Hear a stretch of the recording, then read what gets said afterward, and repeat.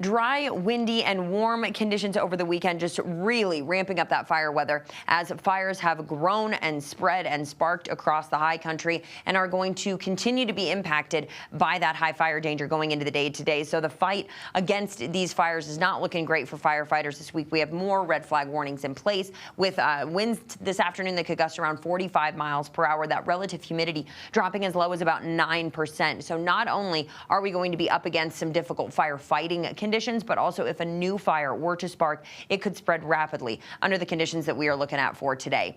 Wind speeds are going to climb this afternoon in the high country, as I mentioned, gusting at times 35 to 45 miles per hour. So that'll push a fire in the really dry conditions that we're dealing with, and they can move quite quickly. Here in the Denver area, we'll be dealing with winds at around 20 to 25 miles per hour.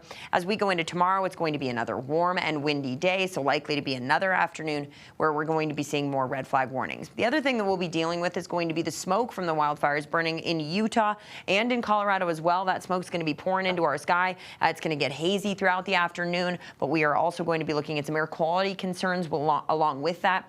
So the air quality, just try to limit your time outside today because of the poor air quality. We have the smoke-related air quality for western Colorado, smoke-related air quality for here in the Denver area, but also on top of that, higher ozone levels for this afternoon, so that unhealthy air for the sensitive groups. So just again, limit your time outside today. You may notice that smoke impacting you as you are spending time out and about.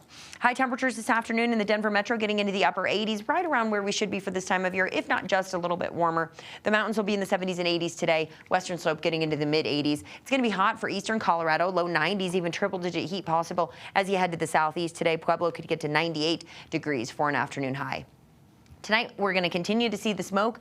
Temperatures sliding into the 50s. By tomorrow afternoon, we're back into the low 90s. It is going to be a toasty day, breezy at times with that filtered sunshine from the wildfire smoke that we'll be dealing with again tomorrow. We're looking at more fire weather watches for tomorrow, precursor to our red flag warnings, so likely to see these turn over into red flag warnings tomorrow afternoon. Another windy, dry day for western Colorado.